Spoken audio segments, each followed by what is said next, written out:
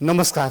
Prime times टेलिभिजनको नियमित प्रस्तुति निषेधाज्ञा कहिलेसम्ममा यहाँहरूलाई स्वागत छ। म जनकराज पण्डित। दर्शकहरू, कोभिड-19 का कारण मुलुकमा दिन प्रतिदिन स्वास्थ्यको अवस्था निकै विकराल बन्दै गइरहेको छ। एकातिर सङ्क्रमितहरूको सङ्ख्या जसरी बढेको छ, मृतकहरूको सङ्ख्या पनि त्यही अनुपातमा बढिरहेको छ भने विगत केही दिनका स्वास्थ्य मन्त्रालयका तथ्याङ्कहरूलाई केलाउने हो भने एउटा सुखद पक्ष पनि छ, निको हुने पनि त्यही अनुपातमा बढिरहेका छन्। यो तपाईँ हामी सबैका लागि सुखद पक्ष हो। तथापि जसरी पहिलो चरणदेखि तेस्रो भेरिएन्टसम्मको कोरोना सङ्क्रमण नेपाल भित्रिसक्दा समेत हामीले जुन खालको पूर्व तयारी गर्नुपर्थ्यो, त्यो पूर्व तयारीमा हामी चुक्दा समयमै देशैभर जे जति कोभिडसँग डेडिकेट अस्पतालहरू छन्, ती अस्पतालहरूमा भन्न आवश्यक कि अक्सिजन लगायतका सामग्रीहरूको यथोचित व्यवस्थापन गर्न नसक्दा हामी केही अप्ठ्यारोमा परेका थियौँ। तथापि त्यो समस्या पनि बिस्तारै समाधान गर्दै सरकार अघि बढिरहेको छ एकातिर। अर्कोतिर आज हामी अलि केही फरक विषय यहाँलाई जोड्दैछौँ।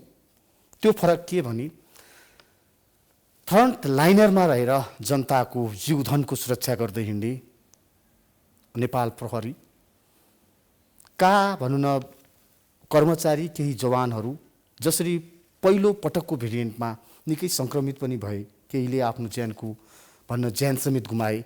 त्यो अवस्थामा उहाँहरूले देश र जनताका लागि त काम गर्नु नै भएको छ। तथापि जुन नेपाल प्रहरीले नेपाल प्रहरी अस्पताल खोलेको छ, स्थापना गरेको छ, जुन अस्पतालमा अहिले कोभिड सङ्क्रमण र सर्वसाधारणलाई भनौँ न सहज रूपमा औषधि उपचार मात्र भइरहेको छैन, त्यहाँ निःशुल्क रूपमा खाना समेत व्यवस्थापन गरेर अस्पतालले एउटा उदाहरणीय कार्य समेत गरेको छ।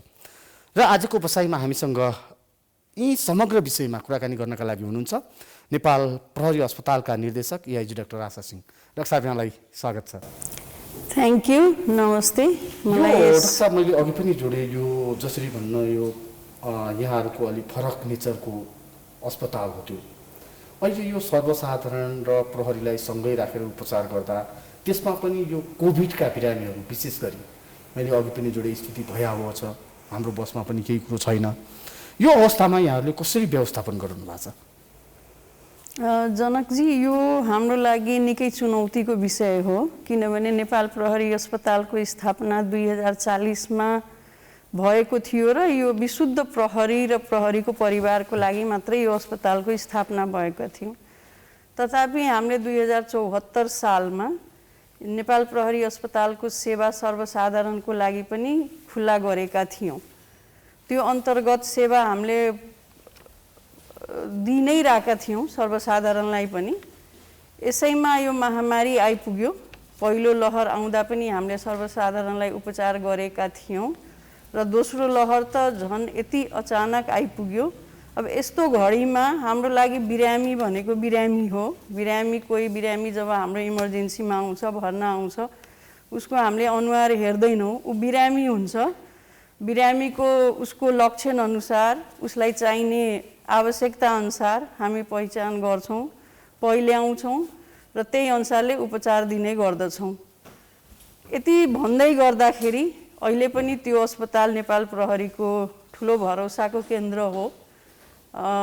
हरेक कुराको लागि, अहिले कोभिडको उपचारको लागि मात्रै होइन कि अघि पछि पनि सम्पूर्ण प्रहरी, प्रहरीको परिवार, भूतपूर्व प्रहरी र तिनका परिवार, त्यसबाहेक सर्वसाधारणको पनि सम्पूर्ण उपचार सेवा हामीले सुरु गरेका छौँ र अहिले पनि कोभिडमा पनि त्यही नै गरिराखेका छौँ। भनेपछि जनताको बुझाइमा के थियो भने प्रहरी अस्पताल भन्ने बित्तिकै यो त प्रहरीहरूका लागि हो, खालि यहाँ त प्रहरीको मात्रै उपचार हुन्छ, हाम्रो एक्सेसमा हुँदैन भन्ने जो मानसिकता थियो, त्यो मानसिकतामा यहाँहरूले यो कोभिडसँगै एउटा परिवर्तन ल्याइदिनु भयो एकातिर।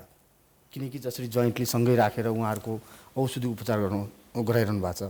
अर्को चाहिँ डाक्टर साहब, जुन यहाँहरूले भन्न यो बिरामीहरूका लागि खानासहित भन्न भोजनसहितको जुन निःशुल्क व्यवस्थापन गरिरहनु भएको छ, अहिले भेन्टिलेटरको अवस्था के छ त्यहाँ? हामी कहाँ आइसियुको अवस्था के छ? कति बेड भन्न अकुपाई भएको छ, कति खाली छ, चाप कस्तो छ, कसरी अघि बढाएको छ, यतातिर एकचोटि बताइदिनु। यो कोभिड-19 को दोस्रो वेभ जुन आयो, दोस्रो लहर आयो, यो चुनौती के मानेमा भयो भनेदेखि बिरामीहरूको गम्भीरता अथवा बिरामीको रोगको प्रोग्रेसन भन्छ, नर्मलदेखि निकै सिकिस्त हुनुमा जुन समय थियो त्यो धेरै छैन, अहिले पनि छैन। र यस्तो अवस्थामा भेन्टिलेटरको माग एकदमै छ।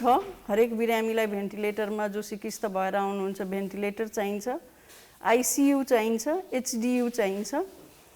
हामीले नेपाल सरकार स्वास्थ्य मन्त्रालयको सहयोगमा 20वटा भेन्टिलेटर सहितको आइसियु, 10वटा विदाउट भेन्टिलेटरको आइसियु, 80वटा एचडियु, एचडियु भनेपछि त्यहाँ मोनिटर हुन्छ र अक्सिजनको व्यवस्था हुन्छ।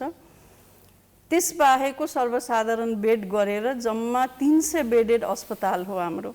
150 बेड हामीले चलाइराखेका थियौँ। यही चैतको 28 गतेपछि मात्रै हामीले 300 अस्पताल चलाउने स्वीकृति पायौँ र 264 बेड हामीले कोभिड-19 को बिरामीको उपचारको लागि छुट्याएका छौँ। त्यसबाहेक हामीले नन कोभिड आइसियु चलाइराखेका छौँ, नन कोभिड डायलिसिस, र हाम्रो अस्पतालले कोभिड बिरामीको पनि डायलिसिस गर्छ। डायलिसिस गर्दा गर्दैको बिरामीहरू पोजिटिभ भयो भने हाम्रो आइसियु भित्रै डायलिसिसको व्यवस्था पनि छ, त्यो पनि हामीले सर्वसाधारण र प्रहरी सबैको लागि उपलब्ध गराएका छौँ।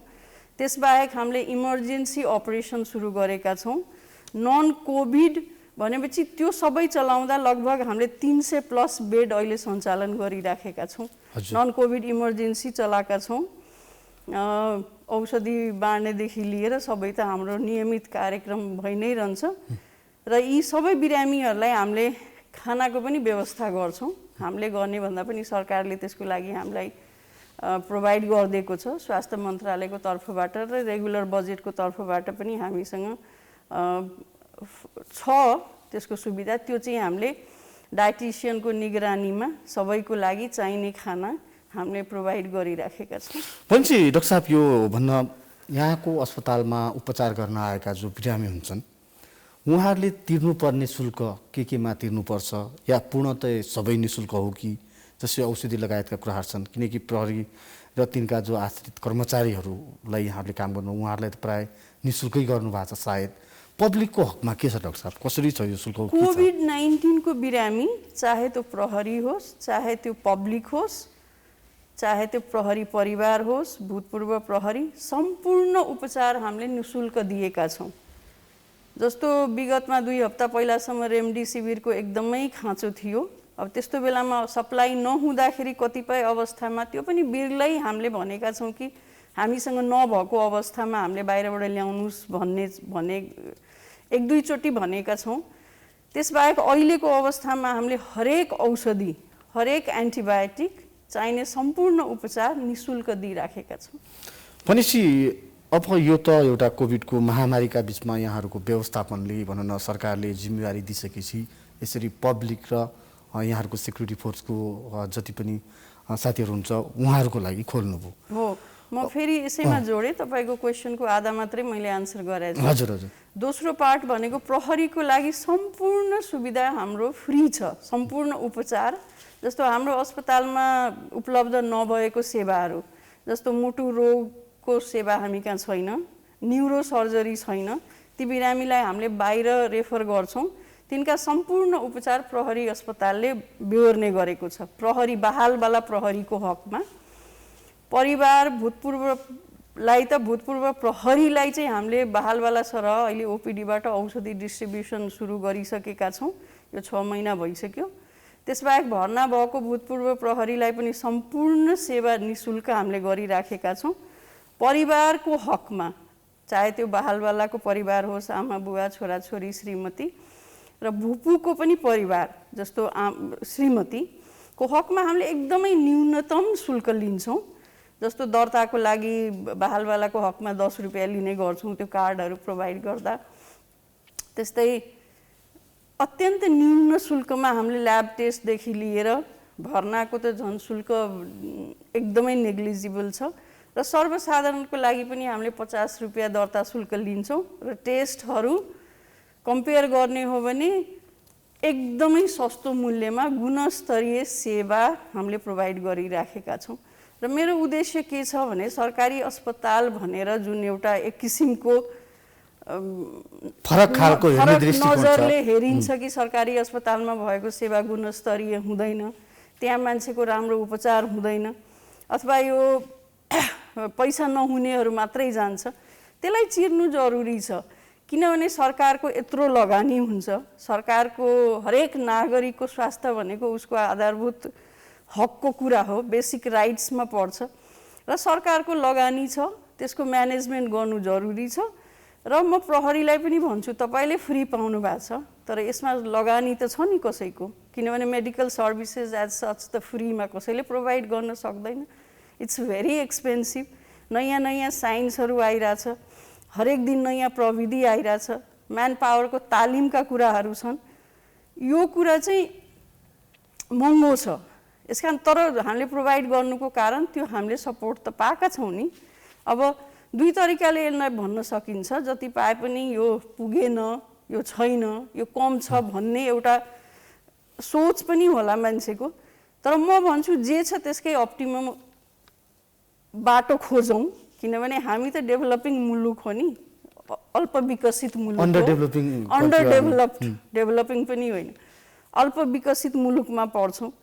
इच एन्ड एभ्री मान्छेले आफ्नो आफ्नो ठाउँबाट आफूले पाएको जिम्मेवारी 100% पुरा गरिदिने हो भने त हरेक कुरा ठाउँमा झर्थ्यो होला नि। जस्तो तपाईँ एउटा म्युजिकको कुरा गर्नुहोस् न, कुनै वाद्ययन्त्र बजाउँदा जान्नेले बजायो भने त्यसबाट कस्तो सुरिलो म्युजिक निस्किन्छ, नजान्नेले टाकटुक टाकटुक गऱ्यो भने त्यो त आवाज हुन्छ, त्यो झर्को लाग्ने आवाज हुन्छ।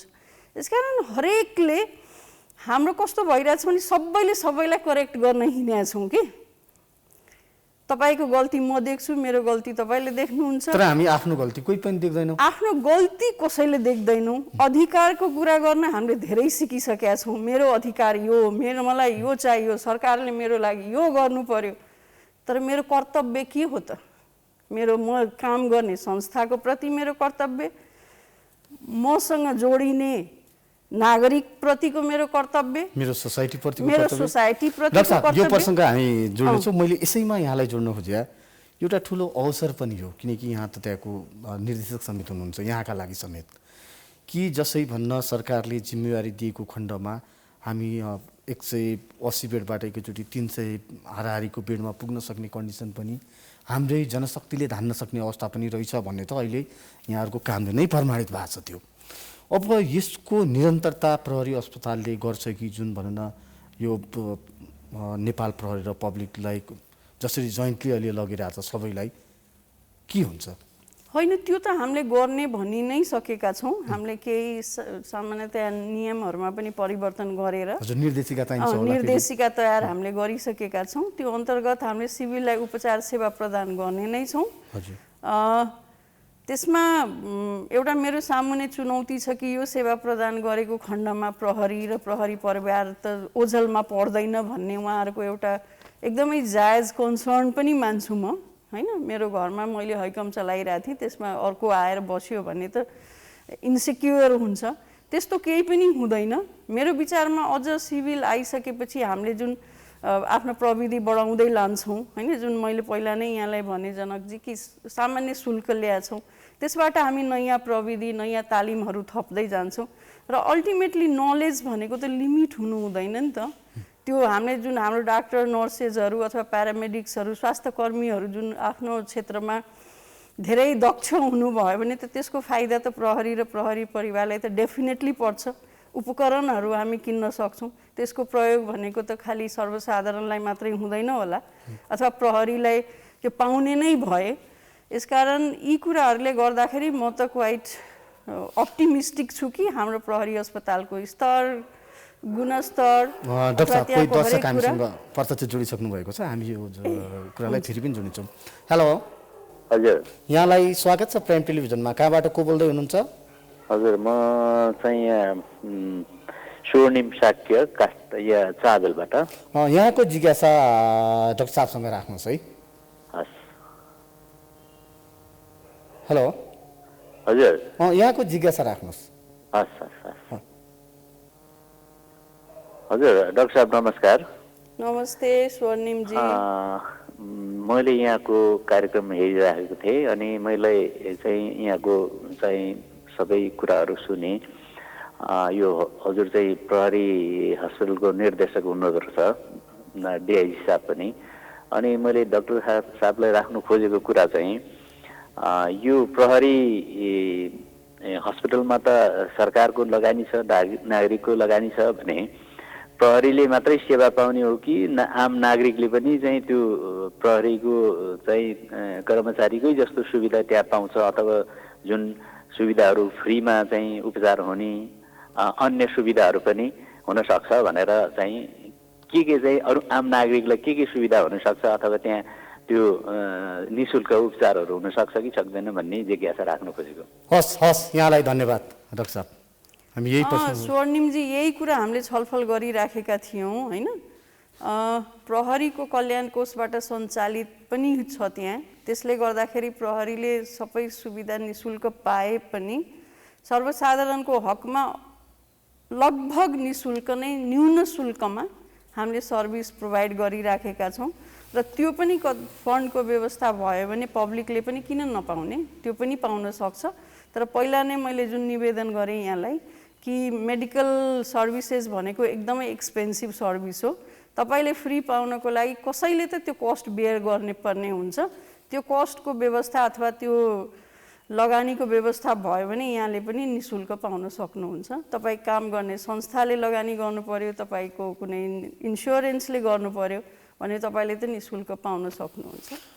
दर्शकहरू यहाँहरूसँग पनि कुनै जिज्ञासा सल्लाह सुझाव छन् भने हामीसँग यति बेला प्रत्यक्ष रूपमा नेपाल प्रहरी अस्पतालका निर्देशक एआइजी डाक्टर आशा सिंह हुन्छ। यहाँहरूले पनि आफ्नो जिज्ञासा राख्न सक्नुहुनेछ। जिज्ञासा राख्नका लागि हामीले स्क्रोलमा जुन नम्बर दिएका छौँ त्यसमा यहाँहरूले सम्पर्क गर्न सक्नुहुन्छ। डाक्टर साहब, अब हामी अलिकति यो कोभिडतिर जाउँ। जसै पहिलो चरण 2002 वर्ष अघि यसरी बुझ्यो यसलाई, चैत 11 गते सरकारले देशभर लकडाउन गर्यो, जब हाम्रोमा सक्रिय सङ्क्रमित 3 जना थिए। त्यसपछि अवस्था बिस्तारै सामान्य बन्दै आयो। हुन त त्यो समयमा पनि केहीले ज्यान गुमाए, भन्न यो सङ्क्रमण नफैलिएको होइन। त्यही पनि हामीले नजरअन्दाज गऱ्यौँ धेरै कुरामा।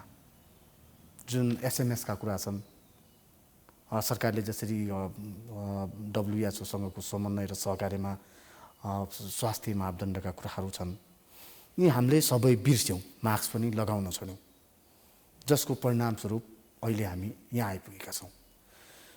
एकातिर त्यो छ भने अर्कोतिर भनौँ न, तपाईँ हामी त सजग भएन नै, राज्य पनि मौन बस्यो भन्न हामी सायद नहिचकिचाउँदा होला। किनकि जुन खालको पूर्व तयारी गरिनु पर्थ्यो त्यो पूर्व तयारी नहुँदा भन्न विश्व स्वास्थ्य सङ्गठनले बारम्बार अलर्ट गरिरहँदा कि यो कोभिडको कतिौँ भेरिएन्ट जान्छ, अहिले पनि भन्न सक्ने अवस्था छैन, तपाईँहरू सतर्क रहनुहोला, सजग रहनुहोला भनिरहँदा पनि हामीले यो बलमिचाइ गर्दाको परिणाम हो डाक्टर साहब, यो जसरी बढ्यो नि, कि यो सेकेन्ड भेरिएन्ट नै घातक हो? जनकजी, यो दुईटै कुरा रिस्पोन्सिबल त छ नै डेफिनेटली पनि। जुन हाम्रो चैत 12 गतेको 1 वर्ष अगाडि 2076 सालको चैत 12 गते हाम्रो जुन लकडाउन भयो, त्यसपछि हाम्रो कम्युनिटीमा अथवा स्प्रेड त रोक्यो नै। जुन हाम्रो धेरै लगभग साउनसम्म हामी कहाँ धेरै बिरामी पोजिटिभ पनि भएको थिएन। डाक्टर साहब, हाम्रो जिज्ञासालाई सम्बोधन गरौँला, फेरि कोही दर्शक जोडिसक्नु भएको छ। हेलो हेलो, यहाँलाई स्वागत छ प्राइम टेलिभिजनमा। हजुर, म त्यहाँ कुरा भइरहेको छ डाक्टरसँग। यहाँको जिज्ञासा राख्नुहोस्। हजुर नमस्कार। हजुर हजुर, यहाँको जिज्ञासा राख्नुहोस्, जिज्ञासा राख्नुहोस्। हजुर धन्यवाद। हजुर यहाँको जिज्ञासा राख्नुहोस् न डाक्टर साहबसँग। त्यही कुरो भइरहेको छ। म चाहिँ जयनपाल हजुर भनिरहेको छु डाक्टर साहबलाई। म पूर्व प्रहरी हाम्रो प्रहरी भाइ जस्तो हुनुहुन्छ उहाँ। म किडनी ट्रान्सप्लान्ट बिमारी हो। म प्रहरी हस्पिटल आउन सकिनँ। कहाँ हुनुहुन्छ तपाईँ? म स्याङ्जामा। त्यो हामीले खानुपर्ने औषधि क्षेत्रीय हस्पिटलमा पाइन्छ कि पाइँदैन? पाइन्छ सबै औषधि। अब अहिले के छ त्यो एक्ज्याक्टली भन्दा पनि क्षेत्रीय अस्पतालहरूले पनि सबै सेवा त दिइराखेको छ, औषधि पनि दिइराखेको छ। सम्पर्क गर्नु होला त्यहाँ पोखरामा। हस् हस्, धन्यवाद। डाक्टर साहब, उहाँले सोध्दै हुनुहुन्थ्यो, उहाँ नेपाल प्रहरीकै पूर्व कर्मचारी हुनुहुन्थ्यो, उहाँको किडनी ट्रान्सफर भएको छ, त्यस सम्बन्धी औषधि पाइन्छ कि पाइँदैन भन्नुहुन्छ, यहाँले सहज पाइन्छ भन्नुभयो। अघिकै प्रसङ्ग मैले फेरि पनि जोडेँ, जसरी हामी यो भन्न दोस्रो भेरिएन्ट सरकारले अझ तेस्रो भेरिएन्ट भनिसकेका छ, इन्डियन भेरिएन्ट जुन युके भेरिएन्ट पछिको, यसको के कुनै डर नै बढी हो, सङ्क्रमण फैलिने दर, या हाम्रो हेल्थ सिक्रेले गर्दा यो अवस्था? होइन, एउटा मात्रै कुरालाई पिन पोइन्ट गर्न सकिँदैन, यो मल्टिफ्याक्टोरियल कारण हो र यो हामीले भुल्नु हुँदैन कि यो पेन्डेमिक हो होइन। पेन्डेमिक भन्ने बित्तिकै यो एकदमै ओभरवेल्म्ड, मान्छेले इमेजिन गरेको भन्दा फरक तरिकाले आइपुग्छ र अचानक नै आइपुग्छ। पहिलो वेभ आउँदाखेरिको भाइरस र अहिले 1 वर्ष पछाडिको भाइरसमा यहाँले भनि नै सक्नुभयो जनकजी कि यो भेरिएन्ट आछ, त्यसमा पनि 3टा भेरिएन्टहरू एकदमै घातक छ। त्यो भनिराख्दा घातक छ जसलाई क्याच गर्यो त्यो चाहिँ एकदमै सिरियस बिरामी भएर र मृत्युदर पनि मेरो विचारमा पर 10,000 अथवा पर 100,000मा यदि रेट गर्ने हो भने नेपाल धेरै नै छ, मृत्युदर पनि धेरै बढी छ। तर त्यसलाई प्रिभेन्ट गर्ने आजको दिनमा पनि तरिका त हामी आफैसँग छ नि त। पहिलो थियो भ्याक्सिन, अब भ्याक्सिनको विभिन्न कारणले सबैलाई उपलब्ध नहुन सकेको अवस्था छ, तर जसको लागि सरकारले भ्याक्सिन उपलब्ध गरायो उहाँहरूले पनि भ्याक्सिनलाई एकदमै वेल एक्सेप्ट नगरेको कतै कतै अवस्था पनि छ, तर अहिले त सबैले लगाइराख्नु भएको छ। र यो रोगबाट बच्ने पहिलो उपाय भनेको भ्याक्सिन र भ्याक्सिन। दोस्रो भनेको हामी स्वयं नै सचेत हुनु पर्थ्यो।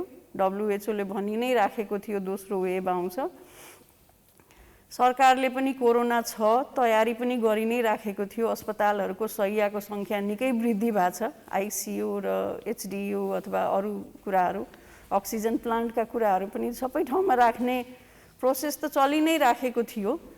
तर हामी त्यसमा एकदमै कन्फिडेन्ट भयौँ र हामीले बिर्स्यौँ कि पहिलो वेभ जस्तै होला, यसले हामीलाई क्याच गर्दैन भन्ठान्यौँ र हामी एकदमै क्याजुअल भयौँ। भोज भतेर बिहे सबै कुरा गर्न थाल्यौँ, भिडभाड जुलुस नारा सबै। डाक्टर साहब, फेरि पनि कोही दर्शक जोडिसक्नु भएको छ। हेलो हेलो हेलो हेलो, हजुर, यहाँलाई स्वागत छ। हजुर डाक्टर साहबसँग यहाँको जिज्ञासा राख्नुहोस्। हजुर, यहाँको जिज्ञासा राख्नुहोस् डाक्टर साहबसँग। डाक्टर नमस्कार। नमस्ते। मैले डाक्टर सोध्नु खोजेको के भने, हजुर यो हजुरहरूले त्यहाँ सर्वसाधारण मान्छे सेवा पाउँछ भन्नु हो, मैले सुनिरहेको कार्यक्रम मलाई बडा खुसी लाग्यो। अनि त्यहाँबाट सेवा लिनलाई अरू हस्पिटल जस्तो लाइनमा आएर बसेर सेवा लिन पाइने हो कि यसको प्रोसेस के होला, जानकारी पाउन। यहाँले दर्ताको कुरा गर्नुभयो अथवा उपचार सुविधा लिनको लागि अब अवश्य पनि सेवाग्राही बढी भयो र भने त अलिकति लाइनमा त बस्नुपर्छ, तर अरू अस्पताल जस्तो अहिले हामी कहाँ त्यति धेरै लाइन छैन नै भन्नुपर्ने हुन्छ। डाक्टर साहब, उहाँले जोड्न खोज्नु भएको के लाग्छ भने मलाई, जसरी अहिले केही दिन अघि भन्नु अहिले के अवस्था छ, अहिले त अलिकति सहज पनि भएको देख्छौँ हामी। अस्पतालहरूले बाहिर बरन्डामै गेटमै राखेर कोभिडका बिरामीको उपचार गरिरहेको अवस्थामा उहाँले चाहिँ त्यो प्रक्रियागत कुरो के हुन सक्ला, या बिरामी ल्याएर हामीले सिधै उपचार गर्न पाउँछौँ कि भनेर सोध्नु भयो कि जस्तो लाग्यो। त्यो हो भने चाहिँ हो, कोभिडको बिरामीको लागि पनि हामीले कोभिड इमर्जेन्सी सुरु गरेका छौँ र यो लगभग 1 हप्ता पहिलासम्म त निकै नै इमर्जेन्सीमा आउने बिरामी दिनको 60देखि 80जनासम्म आउनुहुन्थ्यो पोजिटिभ बिरामी। हामीले इमर्जेन्सीमा उहाँहरूलाई रिसिभ गर्थ्यौँ र अक्सिजन हाम्रो बेडमा नपुगेर हामीले टेन्टहरूको व्यवस्था पनि गरेका थियौँ। नयाँ बन्दै गरेको बिल्डिङमा पनि हामीले लगभग 40वटा बेड स्थापना गरेर कसैले फर्किनु नपरोस् भनेर हामीले सेवा दिइराखेका छौँ। तपाईँ पनि सेवा यदि लिन आउनुहुन्छ भने, अब कोभिड पोजिटिभ छ, तपाईँको PCR गरिसक्नुभयो, पोजिटिभ छ भने तपाईँ आउन सक्नुहुन्छ हाम्रो कोभिड इआरमा। कोभिड पोजिटिभ छैन भने तपाईँ हाम्रो नर्मल नन कोभिड इआर पनि हाम्रो सुरु छ, सञ्चालनमै छ। त्यहाँ आएर तपाईँले डाक्टर, चिकित्सक, स्वास्थ्य कर्मीको परामर्श लिएर तपाईँलाई फर्दर के गर्नुपर्छ, टेस्ट गर्नुपर्छ अथवा के समस्या हो त्यसको समाधान त अवश्य पनि पाउनुहुनेछ। पक्कै पनि डाक्टर साहब, फेरि पनि कोही दर्शक जोडिसक्नु भएको छ। हेलो, उहाँसँगको सम्बन्ध विच्छेद भएको छ। हामी फेरि पनि अन्य दर्शकहरूलाई जोड्ने प्रयास नै गर्नेछौँ। डाक्टर साहब, हामी जुन अहिले प्रसङ्गमा थियौँ नि, जसरी हाम्रो यो गैर जिम्मेवारी भन्नै भनौँ न, हाम्रो मात्रै होइन कि छिमेकी मुलुक भारतकै हेर्ने हो भने जसरी कुम्भ मेला आयोजना गरियो तत्पश्चात निकै भयावह स्थिति भयो। हाम्रोमा पनि जे खालका राजनीतिक घटनाक्रम यो भन्न सभा सम्मेलन जुन खालको प्रतिस्पर्धात्मक रूपमा चले, त्यही बिचमा केही मेला जात्रा पर्वहरूमा पनि जुन खालको मास ग्यादरिङ भयो, त्यसपछि यसले एट्याक जसरी भनौँ न यो एक्ज्याक्टली त्यो भयो कि त्यो भयो। हामीले जसलाई दोष दिए पनि आखिर सफरर त हामी इच इन्डिभिजुअल भएको छौँ नि त। आज घरमा डेथ हुँदा त मेरो फ्यामिलीको मात्रै भएको छ, कोही फ्यामिलीको भएको छ। त्यो दुःख सेयर गर्ने त उहाँसँग अहिले कोही छिमेकी पनि छैन, साथीभाइ पनि छैन। यो रोगै यस्तो आयो। जब मैले सबै कुरा एक्लै भोग्नु छ भने जिम्मेवारी पनि मेरो त आफै एक्लैले लिनु पर्यो नि त। स्वास्थ्यको मापदण्ड हामी सबैलाई थाहा थियो होइन, सरकारले यसमा नभनेको पनि होइन, नगरेको पनि होइन। अब सरकार भनेको आई मिन इच एन्ड हामी नै हो नि सरकार। म जुन ठाउँमा छु म सरकारकै मान्छे हो, अर्को जहाँ हुनुहुन्छ त्यहीँ हुनुहुन्छ। त्यो भनिराख्दा हामी सबै आफ्नो चेतनाको लेभल कहिले बढाउने भनेको, भारतमा 2 हप्ता पहिलासम्म आइराख्दा नि हामी कहाँ त आउँदैन भनेर हामी डिनायलको फेजमा थियौँ के। त्यो त भारतमा हो, त्यहाँ त धेरै मान्छे छ, भिडभाड छ। नेपालमा त आउँदैन, हाम्रो त इम्युनिटी बढी छ। त्यस्तो खालको डिनायलको फेजमा हामी थियौँ। यहाँसम्म कि मास्क लाउन पनि बिर्सिसकेका थियौँ। केही हुँदैन, यो त सब गफ मात्रै हो डाक्टरको, WHO को अथवा ठुल्ठुलो एजेन्सीको। आइपुग्यो, यसलाई अब महामारीको रूपमा भयावह नै हुने गरी आयो नि डाक्टर साहब। भयावह हुने गरी आयो। डाक्टर साहब, फेरि पनि कोही जोडिनु भएको छ दर्शक। हेलो, हजुर नमस्ते। यहाँलाई स्वागत छ प्राइम टेलिभिजनमा। हजुर, म आफ्नो मेरो जिज्ञासा र म केही कुराहरू राख्न चाहन्छु। डाक्टर साहबसँग राख्नुहोस् है, सिधै राख्नुहोस्। हस् हस्। नमस्ते डाक्टर साहब। नमस्ते। हजुर, म के भन्न चाहन्छु भने अब यो कोरोना महामारीमा जे जति भइरहेछ त्यो त सबैले देखि नै रहेछ। तर यसमा यो भयो त्यो भयो भन्नुभन्दा पनि सबैलाई चाहिने हिजोआज भनेको चाहिँ खोप नै हो। अब तपाईँ चाहिने एउटा ठुलो गरिमामय पदमा बस्नुभएको छ, त्यो अनुसारले पनि म के भन्नु छ भने यो गर ऊ गर भन्नुभन्दा पनि हामीले खोपलाई चाहिँ कसरी टार्गेट गर्ने र रसियाबाट, अमेरिकाबाट, चाइना, इन्डियाबाट कहाँबाट हुन्छ यथाशीघ्र यसमा ल्याउनु पर्ने थियो। तर अहिले पनि राजनीतिक खेलवाड यस्तो भइरहेछ, यस्तो अवस्थामा अब चुनावको घोषणा गरिरहेछ। तर चुनावमा खर्च गर्ने पैसाबाटै तपाईँको यो खोप ल्याउने गर्यो भन्दाखेरि यस्तो महामारी त कम हुन्छ कि न्यून हुन्छ कि ज्यान जानेहरूको ज्यान बचिन्छ कि यसमा तपाईँहरूको यो हाम्रो प्रहरी सङ्गठनबाट पनि यस्तो आवाजहरू उठाउनु पर्ने होइन। किन भन्दाखेरि यो चाहिँ जनतालाई मात्रै लाग्ने हो कि एउटा पद बहाल गर्नेहरू सबैलाई पनि लाग्न सक्ने कुरा पनि भयो यो। र अर्को अब यो थर्ड चाहिँ वेभ आउने भनिरहेछ। थर्ड वेभमा बच्चाहरूलाई कसरी चाहिँ हामीले चाहिँ सेभ गर्न सकिन्छ त्यसको पनि जानकारी पाऊँ। र अर्को एउटा अन्तमा म के सोध्न चाहन्छु भने लकडाउन त गर्यो, गर्दाखेरि अब खाने नपाएकाहरू उनीहरूलाई सरकारले व्यवस्था गर्ने कि नगर्ने? त्यतिकै लकडाउनमा बस्नु त बस्न तयार छ, तर कतिसम्म बस्ने त्यो पनि व्यवस्था सरकारले गरे पो सबै लकडाउनमा बस्नु पर्यो, जति पनि बस्न सकिन्छ। यहाँलाई धन्यवाद डाक्टर साहब। धन्यवाद। यहाँको नाम चाहिँ मैले लिन सकिनँ। खोप भनेको कुरा जुन बेला पहिलो लहर आयो त्यो बेला खोपको एक्जिस्टेन्स कतै पनि थिएन। खोप त्यतिखेर ठुल्ठुलो मुलुकहरूले रिसर्च गर्यो, खोप बनायो र यो 2020 को अन्ततिर आइपुग्दाखेरि खोप उपलब्ध भयो। त्यसको ट्रायलको डिफ्रेन्ट फेजेसहरू थियो, त्यो पार गर्दै खोप आइपुग्यो। र यहाँलाई बताउनु पर्दाखेरि एकदमै डेभलप्ड मुलुकहरूले पनि अहिले आफ्नो सम्पूर्ण नागरिकलाई खोप दिन नसकेको एकातिर अवस्था त छ। त्यसमा हाम्रो नेपालले अब सहयोग चाइनाबाट इन्डियाबाट हामीले खोप केही पायौँ, नेपाल सरकारले किन्न कोसिस पनि गरेको हो, तर इन्डियामा जुन दोस्रो लहरले उनीहरूको भयावह महामारी भयो त्यहाँबाट उनीहरूले एक्सपोर्ट गर्न बन्द गर्यो। तर अहिले पनि म सुन्दैछु सरकारले प्रयास त जारी राखेको छ नि, चाइनासँग कुरा गर्नुभएको छ राष्ट्रपतिज्यूले, पत्रचारहरू भइरहेछ। होइन डाक्टर साहब, यसैमा मैले जोडेँ, हिजो मात्रै चिनिया राष्ट्रपति र हाम्रा राष्ट्रपति सामान्य राष्ट्रपति बीच टेलिफोन वार्ता पश्चात हो चाइनाले 10 लाख खोप दिने घोषणा गरिसकेका छ अनुदान। एक्ज्याक्टली, रसियासँग पनि किनेर ल्याउने भन्ने कुरा कता कता म न्युजमा सुन्छु। भने सरकार इन्सेन्सिटिभ भएर बसेको छ भन्न मिल्दैन, प्रयास जारी छ, पाएपछि आउँछ होइन। दोस्रो कुरा, अब यो महामारी हो, अब जनता दुखी छ, म पनि रियलाइज गर्छु कि डेली वेजेस गरेर दिनहुँ पैसा कमाएर खाने जुन वर्ग छ उसको लागि सरकारले डेफिनेटली हेरि पनि राखेको छ। सिडिओहरूले भनिराख्नु भएको छ कि खाना पुगेन भने हामीलाई सम्पर्क गर्नुहोस्। अब जनप्रतिनिधिहरू हुनुहुन्छ, आफ्नो आफ्नो ठाउँमा खाना बाँडेको पनि म देख्छु होइन। अब यो महामारी हो, नर्मल सिचुएसन त पक्कै पनि होइन। यसकारण सरकार प्रयासरत छ, हामी सबै आफ्नो आफ्नो ठाउँमा। मैले कसैलाई केही दिन सक्छु भने दिउँ। म एउटै कुरा भन्न चाहन्छु, तपाईँले पनि राम्रो भन्नुभयो, हाम्रो जो दर्शक हुनुहुन्थ्यो, कि एक दुसरालाई ब्लेम गर्ने बेला यो पक्कै पनि होइन। हामी सहयोग गरौँ कसलाई, किनभने यो ज्यानको कुरा हो, कुनै पनि मानिसको लागि ज्यानभन्दा ठुलो अरू के हुन्छ र। जति छिटो यो हामीले रियलाइज गर्छौँ त्यति छिटो हामी एउटा community as a strong develop हुन्छौँ, त्यो भनेको एउटा स्ट्रङ नेसन डेभलप हुन्छौँ। राष्ट्रियताको कुरा त्यसरी पनि लिनुपर्छ, वर्गमा विभाजन गरेर। त्यो कुराहरू सुन्दाखेरि मलाई दुःख लाग्छ। एज ए नेसनलिटी प्राइड लिउँ र हामी एक दुसरालाई सहयोगी भावना दिउँ न, कसलाई के कमजोरी छ, कसलाई के पुगेको छैन, त्यो प्रयास गरौँ। डाक्टर साहब, फेरि पनि कोही जोडिसक्नु भएको छ कलर। हेलो हेलो, हजुर यहाँलाई स्वागत छ प्राइम टेलिभिजनमा। हजुर कहाँबाट को बोल्दै हुनुहुन्छ? म लमजुङबाट मोहन प्रसाद गुरुङ। मोहन सर, यहाँको जिज्ञासा डाक्टर साहबले राख्नुहोस् है।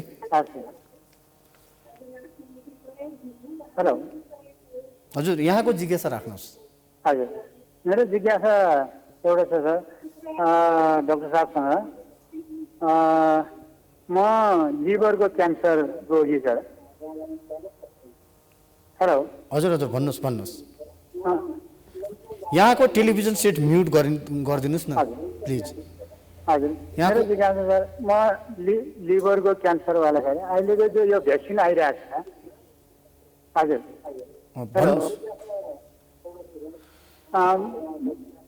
म लिभरको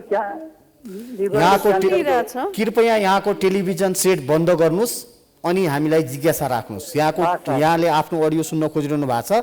यहाँले भन्न खोजेको, यहाँ लिभरको क्यान्सरको भिक्टिम हुनुहुन्छ, यहाँले खोप लाउन मिल्छ कि मिल्दैन भनेर सोध्न खोज्नु भयो हो? हजुर सर, हजुर। ल, यहाँले सम्पर्क गर्नु, त्यसका लागि धन्यवाद। डाक्टर साहबले यसको जवाब दिनुहुन्छ। तपाईँले लाउन मिल्छ, खोप मिल्छ, यहाँले खोप लाउन सक्नुहुन्छ। भने यो कस्तो अवस्थामा लगाउने डाक्टर साहब खोप, कस्तो अवस्थामा नलगाउने? यो सामान्यतया तपाईँको त्यो भ्याक्सिनको एलर्जी अथवा कुनै पनि ड्रगको एलर्जी छ भने नलगाउने हो, अथवा गर्भवती महिलामा किनभने यो रिसर्च भइसकेको छैन। जबकि फ्लू भ्याक्सिन रिसर्चको क्रममै छ, यो रिसर्चको क्रममै छ। भाइरस पनि नयाँ हो, यसमा हुने रिसर्च पनि 1 वर्ष पुरानो मात्रै हो। जस्तो फ्लू भ्याक्सिनहरू हामीले प्रेग्नेन्सीमा लगाउँछौँ नि। अब कतिजनाको कस्तो क्वेरी पनि आयो कि उहाँले भ्याक्सिन लगाउनु भयो, त्यसपछि थाहा भयो कि म प्रेग्नेन्ट छु भनेर। अब यो लाछु भन्दैमा त्यतिको लागि अबोर्सन गराउनु पनि पर्दैन, किनभने यो भ्याक्सिन भाइरसको अगेन्स्टको भ्याक्सिन हो। यसकारण प्रेग्नेन्सीलाई अहिलेलाई नलगाऊ भनेको छ। बच्चाहरू जस्तो 16 वर्ष मुनिको बच्चालाई यो भ्याक्सिन रेकमेन्डेड छैन। त्यसबाहेक अब कुनै ब्लिडिङ डिसअर्डरहरू जस्तो इन्जेक्सन लाउँदै तपाईँको रगतहरू बग्छ भने लगाउनु भएन। त्यसबाहेक त सबैले लाउन मिल्छ।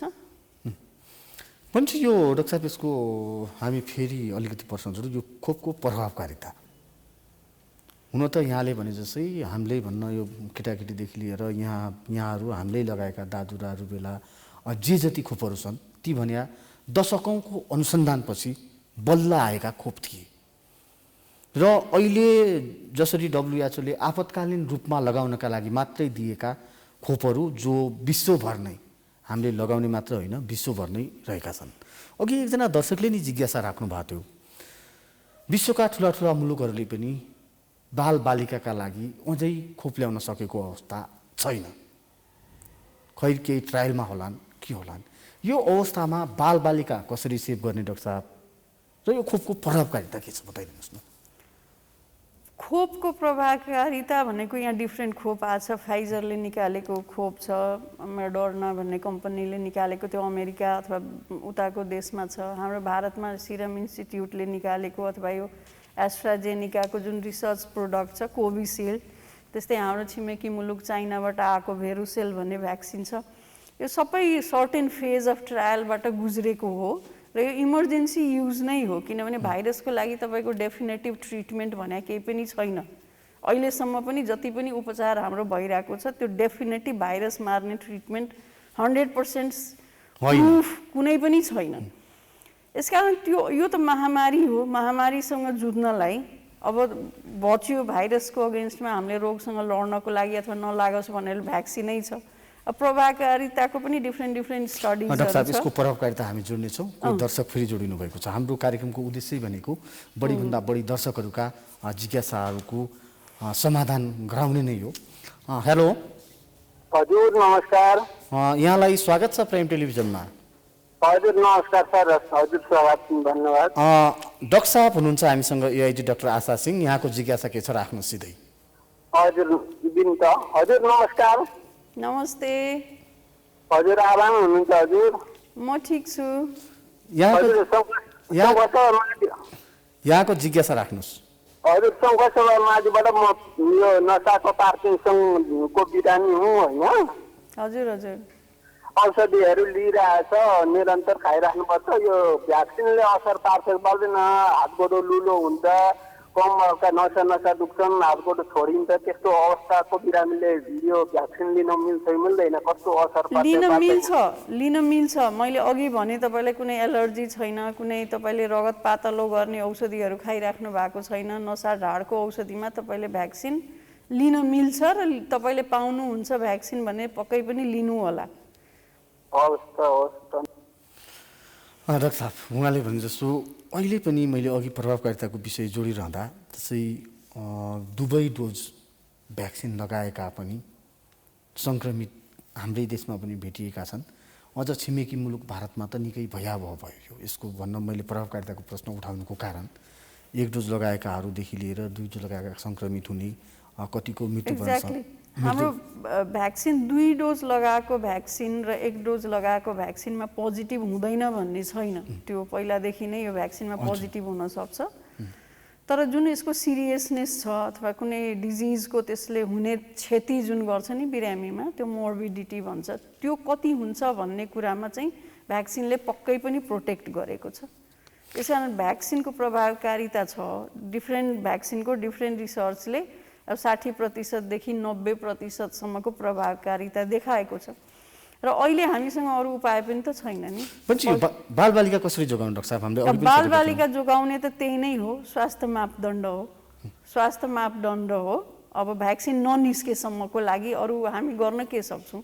भिडभाडबाट बच्नु पर्यो, आफ्नो शरीरलाई फिट राख्नु पर्यो, बालबालिकालाई स्वस्थ राख्ने, सानोतिनो कुनै समस्या आयो भने चिकित्सक अथवा स्वास्थ्य कर्मीको सल्लाह लिनु पर्यो र मास्क लाउन सिकाउनु पर्यो। किनभने बच्चामा पहिलो वेभमा पनि उनीहरूसँग भाइरस धेरै हुन्थ्यो तर उनीहरूलाई अफेक्ट गर्दैन थियो। तर अब अहिले जुन यो प्रक्षेपण छ कि यो 2021 को अक्टोबर पछि चाहिँ आउँछ, बच्चाहरूलाई त्यसले धेरै समात्ने वाला छ। अब त्यो समात्यो, यही रेसियोमा समात्यो भने कुनै पनि देशले अथवा नेपाल देशले अथवा कुनै पनि मुलुकले कतिवटा भेन्टिलेटर किन्ने त, कतिवटा भेन्टिलेटर बनाउने त, के सारा देशमा भयभरको बेडलाई हस्पिटलमा बनाइदिने त? हाम्रो घरमा भएको सबै बेड पनि त हस्पिटल बन्न सक्दैन होला नि। हस्पिटल एकछिनलाई बन्छ पनि, त्यसमा सेवा उपलब्ध गराउने स्वास्थ्य कर्मी दक्ष म्यान पावर हो नि त। त्यो त 1 वर्ष डाक्टर पढ्न त तपाईँको 5 वर्ष MBBS, त्यसपछि 3 वर्ष MD, अझ अहिले क्रिटिकल केयर मेडिसिनको फेलोसिप गर्नु पर्यो, पल्मोनोलोजीको फेलोसिप गर्नु पर्यो, अर्को 3 वर्ष। भने पनि कुनै डक्टर बन्छ उसलाई त्यो दक्ष आजको दिनमा जो आइसियुमा डक्टरले सेवा उपलब्ध गराइरहेछ उसले 10 वर्ष तालिम गरेको छ अनि उसले त्यो इन्ट्युबेट गर्न सक्छ उसले सेवा प्रदान गर्न सक्छ यो कसरी हामीले बुझाउने र बुझ्ने त्यो म्यान पावर हामीले कहाँबाट ल्याउने ठिक छ प्रहरी अस्पतालको 264 बेडमा हामी भेन्टिलेटर एकछिनलाई यो इमेजिनरी र यो हाइपोथेसिस हो कि हामी त्यति आइसियु बनाइदिन्छौँ त्यसपछि त्यो चलाउने कसले यसकारण यसबाट बच्ने उपाय भनेको प्रिभेन्सन नै हो रोग लाग्न नदिने हो र त्यसको सबसे इफेक्टिभ उपाय भनेको स्वास्थ्य मापदण्ड पालना गर्ने मास्क लगाउनुस् हात धुनुस् भिडभाडमा नजानुस् टाढा टाढा बस्नुस् हामी स्वास्थ्य कर्मी त बाध्य छौँ नि तपाईँ सञ्चारकर्मी पनि बाध्य हुनुहुन्छ आफ्नो जब गर्नको लागि निस्किनु पर्नेछ तर जसलाई कुनै कामै छैन त्यो पनि भिडमा हिँडिरहेछ बा अहिले भर्खरैमा आउँदैछ पुरै नर्मल छ मास्क पनि ला छैन अनि त्यसपछि रोग लाग्यो भने भेन्टिलेटर पाएन आइसियु पाएन भन्ने हामी कार्यक्रमको एकदमै अन्त्यतिर आइपुगिसकेका छौँ यहाँको अमूल्य समय यहाँको विचार र हाम्रा आम दर्शकहरूका जिज्ञासाहरूलाई जसरी यहाँले सहज रूपमा समाधान गरिदिनु भयो त्यसका लागि यहाँलाई धेरै धेरै धन्यवाद जनकजी तपाईँले मलाई यहाँसम्म बोलाउनु भयो र मेरो एकदमै मनको कुरा आत्मादेखिको कुरा भन्छ नि साँचो कुरा जुन मैले आज स्वास्थ्यकर्मी फेस गरिराखेको छु त्यो प्रत्यक्ष रूपमा बोल्ने मौका दिनुभयो त्यसको लागि धेरै धेरै धन्यवाद र सबैलाई म के आग्रह गर्छु नि प्लिज बी सेफ पाएसम्म भ्याक्सिन लाउनुस् र स्वास्थ्य मापदण्ड पालना गर्नुस् त्यो भनेको मास्क लाउनुस् हात धुनुस् भिडभाड नगर्नुस् घरैमा पनि 3 जना हुनुहुन्छ भने 3वटा कोठामा बस्नुस् हात धुनुस् सानोतिनो समस्या देखेको खण्डमा स्वास्थ्यकर्मीलाई परामर्श लिनुस् रुगाखोकी लाग्यो भने पिसिआर टेस्ट गर्नुस् पोजिटिभ आयो भने तपाईँ आफूलाई आइसोलेट गरेर उपचार सुरु गरिहाल्नुस् बहादुर बनेर घरमा 10 दिनसम्म रुगाखोकी हो भन्दै नहेर्नुस् अस्पताल पुग्दा प्राय ढिलो आएको बिरामीहरूले मृत्युवरण गर्नु परेको अवस्था चाहिँ छ यति भन्दै तपाईलाई फेरि पनि म धेरै धेरै धन्यवाद दिन्छु प्राइम टेलिभिजन र जनकजी पर्सनली तपाईलाई पनि हवस् त दर्शकहरू अहिलेलाई यो विशेष अन्तर्क्रिया र बसाइ यति नै हामी फेरि पनि यहाँहरुमा उपस्थित हुनेछौँ तबसम्मको लागि बिदा दिनुस् नमस्कार